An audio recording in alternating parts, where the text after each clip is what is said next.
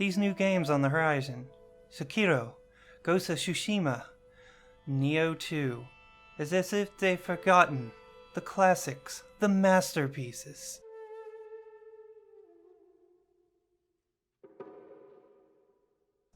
You must tell them.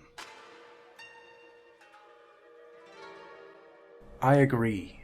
You forgot Onimusha tactics. We'll get to that later.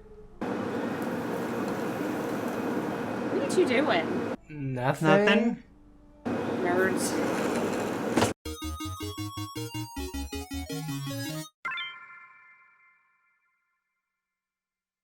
Hey friends, I'm Pragmatik and I like to talk about video games. And the game I want to talk about today is Onimusha. So, despite the rumors, we didn't get any information about a new Onimusha coming our way at E3. Aww. But that's okay, because honestly, I love these games. And I actually want to make this whole month Onimonth, where I'll talk about the first 3 Onimusha games, starting with the original. So let's get into it. Onimusha was developed and published by Capcom. This game followed the formula set out by games like Resident Evil and Dino Crisis. Yet unlike these games centering heavily on guns, this game's setting is in feudal Japan. A great war is being waged. Nobunaga leads his troops into battle because Nobunaga is always leading his troops into battle. Seriously, he is like the go-to guy for Japanese villains in video games. Pokemon did it, India Way of the Ninja did it, Civilization did it, give the guy a break. Among the war is Samanosuke Akachi, the lead protagonist of this story. Nobunaga has finally engaged the enemy.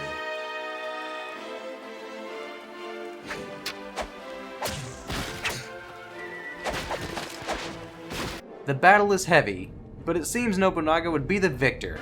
We have taken Lord Suruga's head!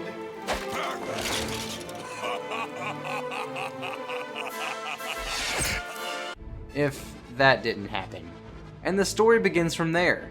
A short time later, the princess, which Samanosuke is close with, is kidnapped after Nobunaga's death. She is kidnapped by something more than mere men.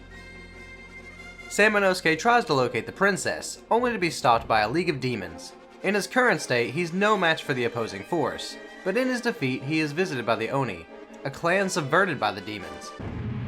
With your current power, you are not capable of destroying the demons. We will give you our powers. We are the clan of ogres that has been subverted by the demons.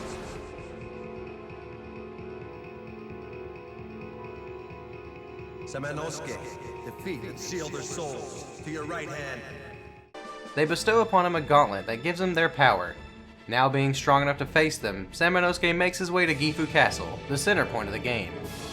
Samanosuke soon finds out that Nobunaga has been resurrected and is now working under the Demon King. I operated on and resurrected that pitiful Nobunaga after he was killed in Okihazuma. He then made a pact with the demons and pledged his eternal loyalty to serve us forever as our slave. No! So it's up to him to stop Nobunaga's new reign of terror. The gauntlet is one thing, but that's not all Samanosuke is gifted. He eventually obtains 3 sacred weapons, the Raisen, Enryu, and the Shippu. These 3 weapons carry the elemental abilities Lightning, Wind, and Fire. These weapons also hold certain levels of power, the Raisen being medium speed and damage, the Enryu is slow but deals the most damage, and the Shippu is fast but does the least amount of damage. The elemental attacks have differences too. The Raisen connects to a central enemy and deals a lot of damage. The Enryu can hurt multiple opponents in the direction Samanosuke is facing, and the Shippu can damage many targets in a central area. I like how this game gives you a graphic content warning while showing Samanosuke just stabbing someone in the background. The entire mechanic of movement in this game is a beast in itself. If you're familiar with the classic Resident Evil, you'll be familiar with this game's setup. You'll kind of need to guide Samanosuke's direction before moving him. This kind of made the Resident Evil games feel a bit sluggish, but Onimusha feels a great deal better with this format. He's not as stiff and you'll be able to turn him as he runs, which is very helpful. You don't have to reload a sword, but you do have magic consumption to worry about and your health items should be used sparsely, kind of echoing Resident Evil's rationing aspect. But this time instead of finding better weapons, you make yours stronger. The Oni Gauntlet not only makes him stronger, but allows him to absorb the souls of demons. This grants health and magic restoration, but most importantly, it grants him the ability to level up his weapons and magic gems inside his weapons. This makes for a great sense of progression as you can really feel how much stronger you become. And you'll need to be strong for this game as the amount of enemies and difficulty of bosses will have you wolfing down your herbs in no time, especially once you enter the Dark Realm. Hey, won't you go to the Dark Realm? There is no guarantee you will live. It's my favorite, but we'll talk about it later. This game has a good blend of action and puzzle solving, mixing in that survival exploration with some intense gameplay. Sometimes the puzzles are easy, and sometimes they're just cruel. The most notorious one being this water puzzle. I've never been able to solve this puzzle in one go. I'm just not good at it, and it's not the difficulty alone of the puzzle that sucks, it's the punishment for failing. This is the final puzzle in a series of puzzles in this segment. The first ones are pretty easy, and doing this lever segment right here nets you some pretty sweet armor. But right after it comes the water puzzle, and if you die, you have to do the whole section over again. So it becomes this loop of failing, and then you solve the puzzles, and then you get the armor, and then you die, and then you solve the puzzles, and you get the armor, and you die, and then you solve the puzzles, and you get the armor, and you die, and I think you get it.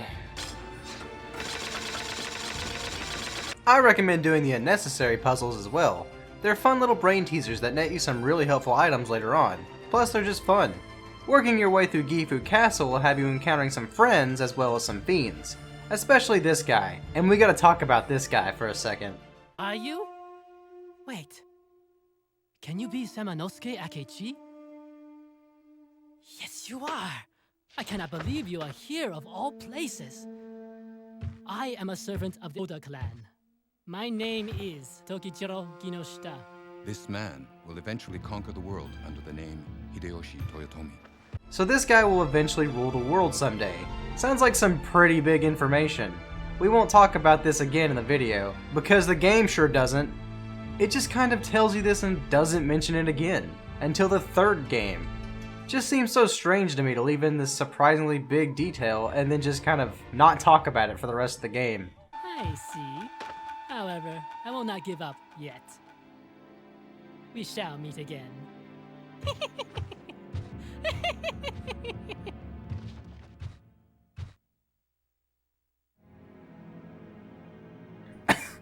I think what makes this game my favorite is just how simple it all is. You're not really moving anywhere beyond Gifu Castle. You're just exploring the inner workings of it to save Princess Yuki. It really makes me think of the mansion in the first Resident Evil game.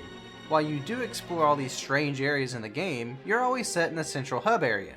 I like a game that can just center itself in one place. And despite having that kind of action survival horror style to it, this game never feels slow to me. It never takes too long to progress from area to area, and really the only thing that holds you back to entering a new area is how strong your gem is for unlocking that door. Leveling up your gem will help you get to higher level locked doors quicker. There are a few parts where you need a certain item to unlock a door, but it doesn't really feel like you're backtracking to find it. The game makes good use of making each area easily accessible by adding shortcuts. Having 3 styles of weapons doesn't hurt either.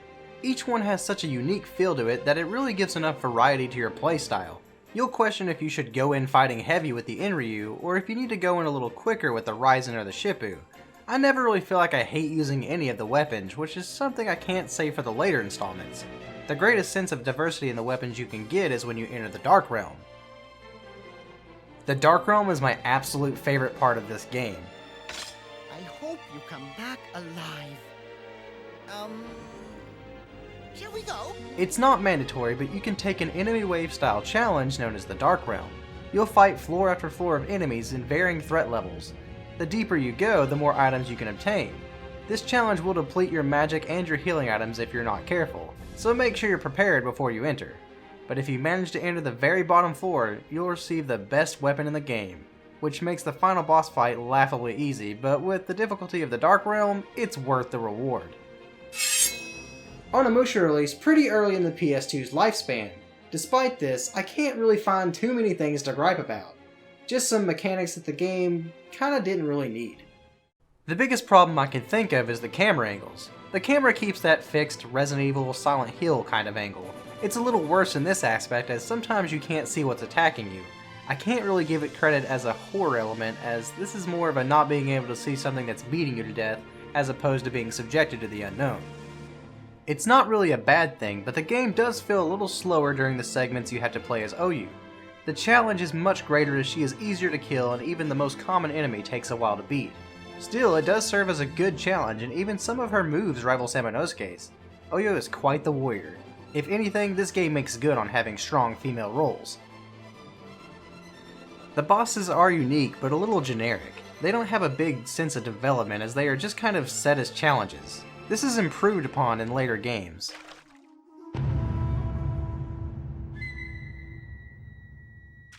Oh no, it's evil Samanosuke. This wasn't what you thought it would be, huh? Thought you'd just kinda graduate samurai school and start an honest, high-ranking social status life under the rule of some feudal lord. But now your evil self is just making you look bad and you just don't know what to do. Listen buddy, I know how you feel. Life is just a game, and we're the players. This game isn't terribly long. In fact, I'd say it takes half the time of a Resident Evil game. But maybe it's because this game feels so faster paced than Resident Evil. I've played through this game a lot of times and it still never gets old to me. The composition of this game is absolutely beautiful. Mixing traditional Japanese sounds with the subtle horror-themed undertones makes for a great soundtrack. The voice acting isn't all that bad either, especially given Capcom's history with voice acting in general. There are infinite things that we do not understand. There is beauty and freedom all around us. You owe it to yourself and everyone to see these things and then share them with the people of this country. You must help them to understand the absurdity of fighting over such small portions of land on this tiny island. No! Fighting never feels monotonous, and being able to power up your weapons and make them stronger, as well as your elemental gems, makes for a good sense of progression in the game. You'll find yourself changing your weapons to meet the situation, and also using some of Samanosuke's other techniques such as his forward jab and his kick will also give you an edge. The kick does no real damage, which means you can just kick a demon endlessly, if you're into that. I am. If you've got a few hours to kill, then pick up this game and give it a try. Let yourself get caught up in working your way through Gifu Castle. Pick up the scrolls and read the underlining stories within. Don some sweet new armor and see how powerful you become. But most and foremost, have fun, and I'll see you in part 2. Hey guys, thanks for checking out the video. This game is in my top 10 favorite video games for sure, so if you ever check it out, be sure to let me know what you think, good or bad. Big thanks to Zach for being the ominous voice in this video. He's got a neat channel that I'll link in the description. Be sure to gently press that like button or Nobunaga wins. And subscribe for future content. Have a great day, and as always, keep it practical.